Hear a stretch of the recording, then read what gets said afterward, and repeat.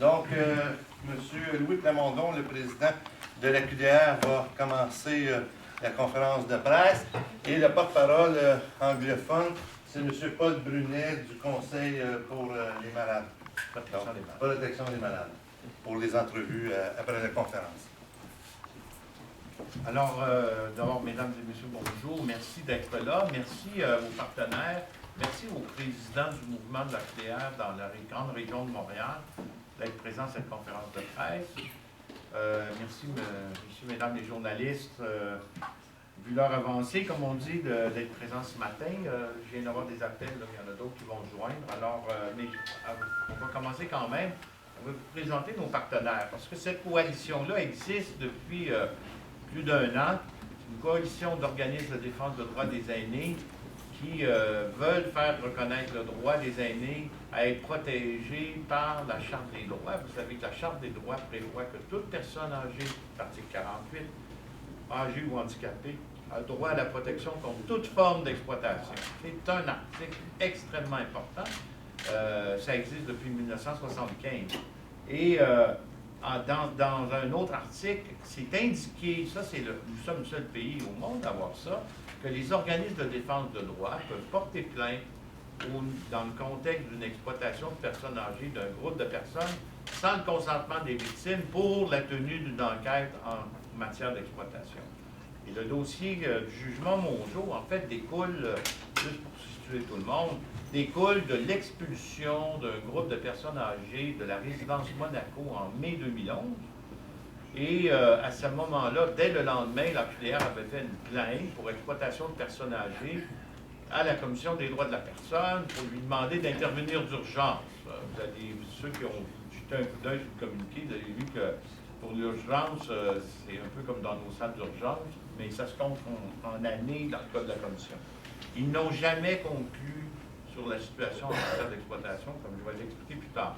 Qu'est-ce qui est arrivé? C'est en 6 semaines, les personnes âgées ont été expulsées, ils fermaient, c'est devenu des condos. Le motif de fermeture, c'est qu'ils voulaient vendre pour faire des condos. Ils ont réussi à vendre, puis à faire des condos, puis les condos ont été en vente avant que la commission ait conclu leur enquête. Alors, vous imaginez la vitesse d'opération de la commission des droits, de ne pas réussir à faire une enquête, okay, dans les délais qu'un groupe financier a été capable de transformer 240 logements en condominium. Il faut le faire, là. Et nous, c'est pour ça que dans le déroulement de ces événements-là, on a demandé à la Cour, parce que la Commission refusait de reconnaître notre droit de protéger, défendre les droits de ces locataires-là, refusait de nous reconnaître comme organisme plaignant représentant toutes ces personnes-là. Et mes collègues que je vais vous présenter, des associations, ont dit, s'ils nous enlèvent à nous, à la QDR, dans ce contexte-là, le droit de représenter tous les locataires, ils vont le faire pour tout le monde. Tous les organismes de défense de droits vont perdre le droit de représenter les personnes âgées victimes d'exploitation. Et puis, si la Charte a prévu qu'on n'a pas besoin de mandat, c'est parce que, ou de procuration, ou de permission, c'est que ces gens-là sont généralement vulnérables, mais c'est surtout pour rendre efficace la protection, pour faire agir rapidement la commission. Enfin, écoutez, vous allez voir que le juge Mongeau, il est particulièrement vindicatif à l'égard de la commission sur comment elle s'est conduite dans ce dossier-là. Évidemment, il ne se prononce pas sur le fin détail d'un supposé règlement qui est intervenu en janvier dernier. Alors, avant d'aller plus loin, je vais présenter les partenaires à la table, en commençant par Madame à ma droite. Claire Touga, je suis première vice-présidente au regroupement des intervenantes et intervenants retraités des services de santé. Merci d'être là. Merci. Bonjour, mon nom est Jacques Lambert. Alors, je suis le président de la section de Montréal de l'Association nationale des retraités fédéraux qui représente 177 000 madame. Bonjour, mon nom c'est Yvonne Mette. Je suis deuxième vice-président de la conférence des tables du Québec. Ce matin, je remplace M. Claude Quintin, qui va pas bien. Maintenant, je suis président de la table de concertation de Laval. Donc, les tables de concertation d'aînés représentent les regroupements régionaux d'aînés et les services aux aînés Dans chaque région du Québec, il y a 16 tables de concertation et la conférence regroupe toutes ces tables-là. Donc, c'est un partenaire majeur dans l'enjeu de protection des personnes âgées. À ma gauche, Paul Brunet, Conseil pour la protection des malades. Pierre-Paul Côté, président de l'AREC, l'Association des retraités de l'éducation et des autres services publics du Québec, 56 000 membres répartis dans l'ensemble de la province. alors merci à tout le monde d'être là. Alors, si vous me permettez, je vais exposer notre position à travers le communiqué, puisque c'est ça qui devient la déclaration. La commission, un jugement accablant pour la Commission des droits de la personne. La coalition de 8 associations d'aînés passe à l'action. Vous allez voir que non seulement on livre le document, mais ensuite on prend position. La Commission des droits de la personne et de la jeunesse est dénoncée pour conduite indigne et blâmable dans le dossier Monaco par le juge Mongeau de la Cour supérieure. Dans une décision rendue en février divulguée par notre coalition, le juge Richard Mongeau établit plus d'une dizaine d'infractions et graves constats d'infractions et d'inconduite institutionnelle, y compris des violations à la Charte des droits de la personne par la direction de la Commission des droits de la personne. Pas rien, là, qu'un organisme comme la Commission des droits viole la Charte elle-même. Dans cette affaire, la QDR, ses membres et ses partenaires aînés ont été victimes d'abus sévères et ont subi de graves préjudices de la part de la Commission et de son personnel, et les recours des victimes ont été bafoués, puisqu'évidemment, on nous a empêchés de défendre des aînés victimes d'exploitation. Il faut le faire. La Commission des droits qui empêche les organismes de droit de défendre les droits des aînés victimes d'exploitation. Le juge Mongeau établit que la Commission a fait preuve d'une conduite, c'est une citation, qui n'est pas digne d'un organisme public qui doit s'appuyer sur des organismes voués à la protection des droits et libertés, article 54. Pour les journalistes, vous avez les extraits dans le dossier de presse, il y a accès aux copies intégrales. En instance, la Commission a manqué à son obligation d'assistance de l'AQDR, notamment en passant sous silence son véritable rôle de plaignante dans la prise de connaissance de la situation de la résidence Monaco, j'y reviendrai, en communiquant directement avec les résidents qui avaient confié un mandat à l'organisme, parce qu'on avait quand même 8 résidents membres qu'on représentait avec un mandat, en tentant de négocier avec eux une entente d'indemnité entrevue avec le Monaco et induisant l'erreur, l'AQDR, eu égard à une jurisprudence de la Commission qui n'existait pas. Je vais aussi revenir, parce que ça, c'est dès le départ, vous allez le voir, le président de la Commission des droits s'était engagé à fournir un avis juridique sur nos droits. Et dans cet avis juridique-là, qui va nous parvenir dans les jours suivants, ils vont mentir dans un avis juridique officiel de la Commission. L'attitude générale du personnel de ces juges qui parlent de la Commission est blâmable dans ce litige. Leur motivation est certainement plus noble et que les moyens utilisés pour prendre en charge ce dossier. Ces jours-ci à la télévision, on voit beaucoup de gens comme ça qui ont des intentions nobles. Devant ces violations de la Charte des droits, la coalition des organismes d'aînés réclame du ministre de la Justice, Bertrand Saint-Arnaud, et du ministre responsable des aînés, Régent Hébert, de saisir le vérificateur général du Québec des faits accablants de la Commission dans ce jugement. Le vérificateur a mandat de l'Assemblée nationale sur les contraventions des organismes relevant de l'Assemblée nationale. La coalition exige qu'une enquête exhaustive soit faite sur la conduite des commissions dans ce dossier et que des recommandations de mesures correctrices et réparatrices et des sanctions des responsables soient identifiées. Nous, là, on ne peut pas accepter que les organismes qui sont supposés être de défense de protection de la Charte violent la Charte et violent l'ordre règle de procédure et d'équité procédurale à l'encontre des droits des aînés. Puis, le vérificateur général a déjà blâmé des organismes qui relèvent de l'Assemblée nationale. En 1998, le curateur public le vérificateur avait condamné le curateur public, conjointement avec le protecteur du citoyen. Le vérificateur général a déjà blâmé la Commission des droits pour défaut de dépôt dans les délais de ses rapports financiers et de son rapport annuel. C'est sur le site du vérificateur. Le tiers des résidents ont même été exclus du bénéfice de la plainte parce que dans un rapport de décembre 2012, la Commission n'a pas conclu dans son examen pour exploitation de dossier, après 2 ans d'enquête, on ne sait toujours pas, de la part de la commission, si ces personnes-là ont été victimes d'exploitation. 2 ans plus tard. Là, ils ont signé, avec certains des résidents, des compensations. On ajoute que malgré les multiples requêtes et interventions de la part de la QDR et le dépôt de preuves soumises en 2011 par nos procureurs sur l'état d'exploitation, la commission n'a pas donné suite. La QDR a été écartée selon le juge Mongeau. La façon dont le personnel de la commission s'y est pris pour écarter la QDR reflète un manque de délicatesse, de savoir-faire, de diplomatie et de transparence. Pas bien, vous savez que la notion de transparence en droit, c'est dans l'équité procédurale, c'est dans l'esprit de notre code civil à laquelle est soumise la commission, que ça veut dire que vous n'avez certainement pas le droit de mentir, de tromper votre interlocuteur dans lequel l'interlocuteur a déposé une plainte. L'offre transmise en janvier 2013, c'est tout récemment, à une cinquantaine de résidents sur 123, mais là, on n'en trouve plus que 90. Il y en a qui ont disparu tout simplement parce qu'ils sont retournés dans leur famille et qu'on n'a plus d'adresse nominative. Une cinquantaine de résidents sous la menace de privation de soutien de la part de la commission. Puis on dit, bon, Monaco vous propose, on va dire, 3 000 $ en moyenne, d'accord? Il y en a qui ont 2 000, il y en a qui ont 4 500, d'accord? On va dire 3 000 en moyenne. Mais si vous refusez l'offre qu'on vous fait, là, nous autres, on vous abandonne. C'est dans la copie de la transaction. Ou si vous n'acceptez pas, nous autres, là, pour l'avenir, on ne vous représente plus, on ne vous défend plus, bye, fly.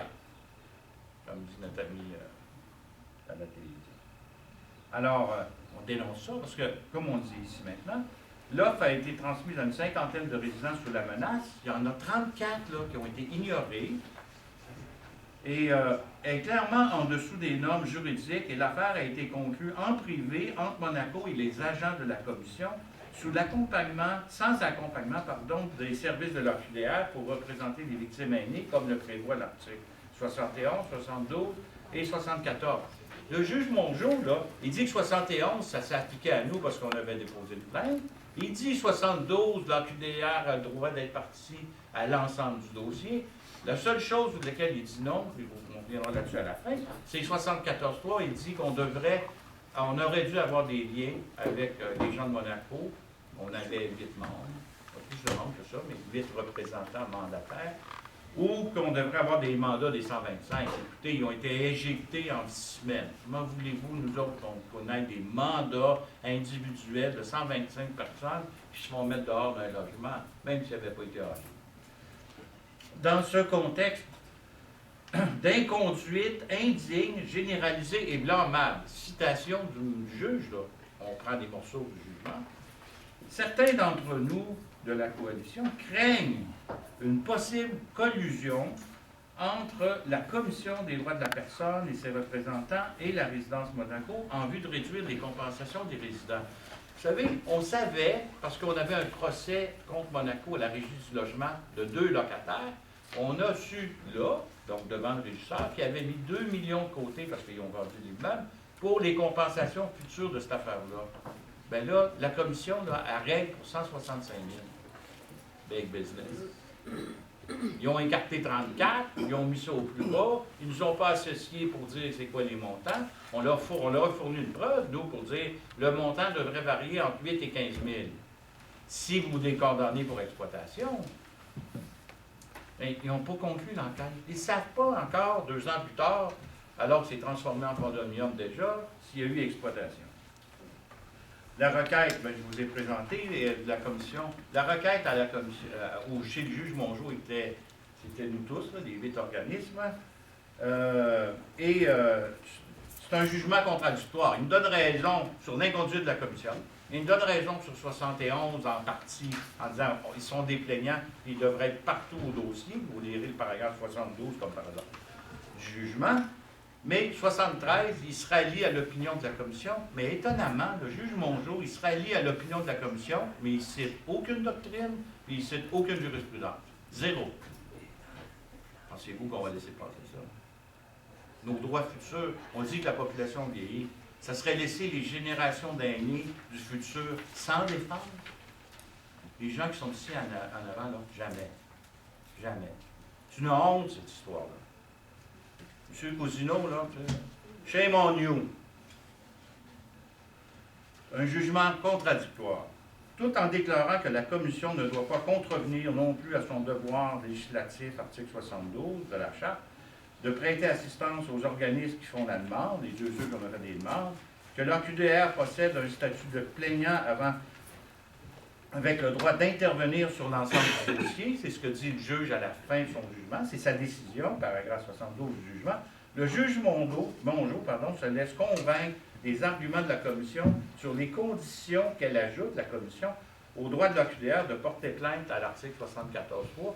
Puis on vous a mis l'article 74.3, que ça dit qu'un organisme de défense de droit peut intervenir en matière d'exploitation sans le consentement des victimes. Eux autres, ils nous disent, ça vous prend des mandats, ça vous prend des consentements écrits, ou ça vous prend des liens. Ça n'existe pas dans la charte, mais les autres, ils ajoutent ça. Un chausson avec ça, peut-être? En effet, malgré des constats accablants, il se range, le juge, du côté des arguments de la Commission sur les droits des organismes de défense de droit de porter plainte sans le consentement des victimes de l'exploitation, qu'elle est énoncée par la Charte. Cette conclusion malheureuse, très, très grave pour les aînés futurs, pour dès demain. Là. Maintenant, c'est le jugement qui fait jurisprudence qu'il n'y avait pas en juillet l'année passée. Nous, on ne sera pas ça là, c'est certain. C'est déjà fait. D'ailleurs, on a déposé vendredi à 16h un dossier à la Cour d'appel pour en appeler de cette partie-là du jugement.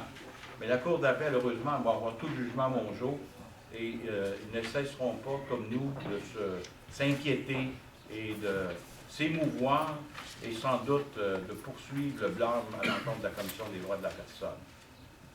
J'invite M. Brunet, Conseil de protection des malades, Maître Paul Brunet, un commentaire, parce qu'il se distingue, le Conseil. Nous, on représente des retraités et des aînés. M. Brunet représente, parmi ces aînés-là, les gens les plus vulnérables. Ben Brunet. Merci, Louis. En fait, je veux signaler...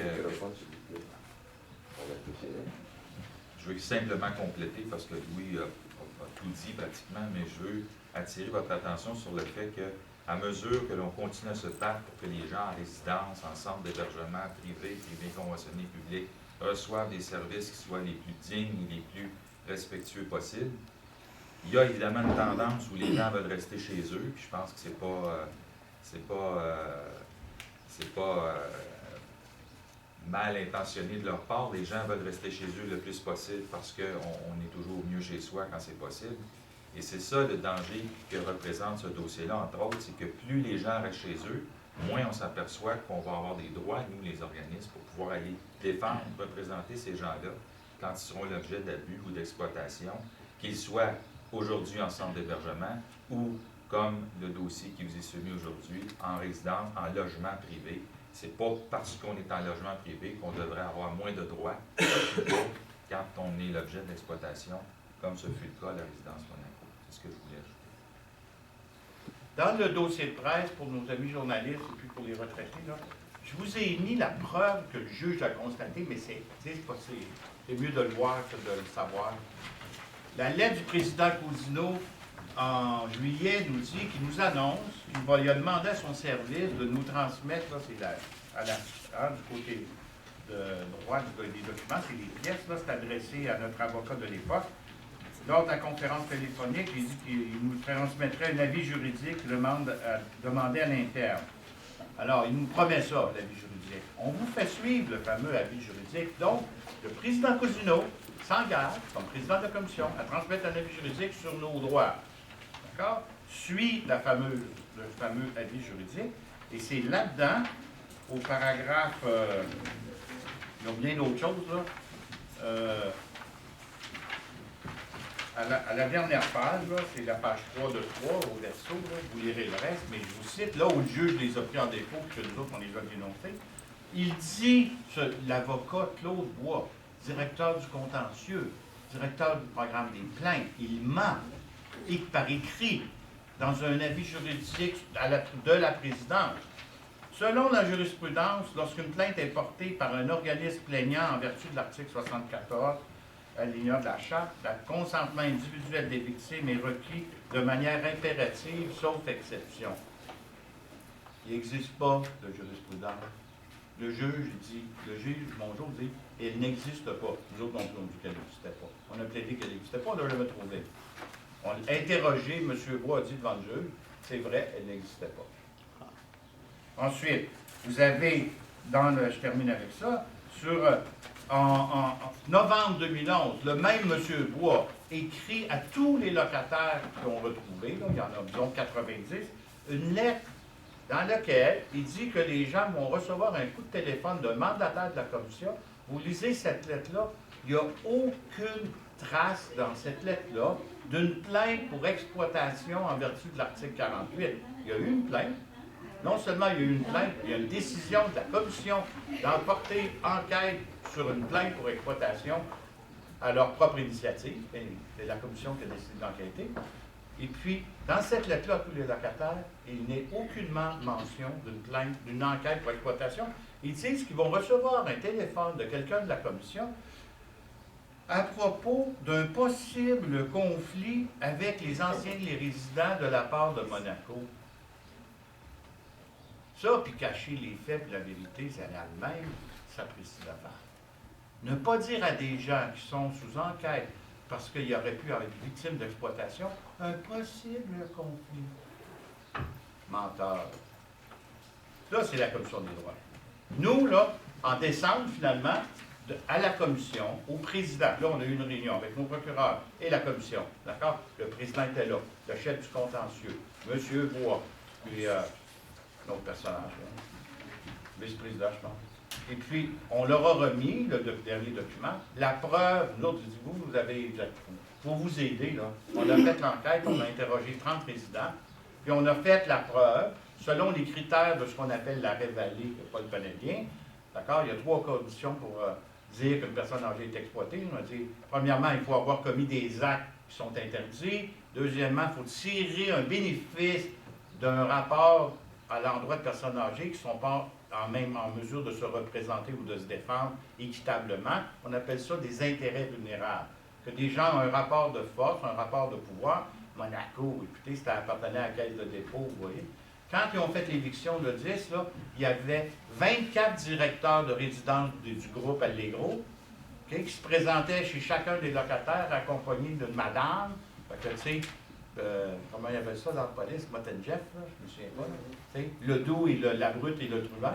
D'accord? Le bon et le mauvais. Bon, le bon et le mauvais, c'est ça. Une madame puis un gros monsieur, directeur de résidence, il disait signez ici, sinon on ne vous aide pas. OK? Alors, vous avez ici les faits d'exploitation, les dommages encourus, puis pourquoi c'était une situation. Ça, c'est en décembre, main à main, en main propre au président, au contentieux, c'est à M. Bois. OK? 2 ans plus tard, 1 an après ça, quand ils ont fait leur rapport circonstanciel, OK? Ils ne concluent pas l'exploitation. Ils disent, on va négocier. Monaco est très content. Je pense que les autres, ils doivent dire qu'ils ont fait un très bon travail. Demain, on va peut-être avoir leur version dans les journaux pour dire que ce sont des gens extraordinaires. On est prêts pour les questions.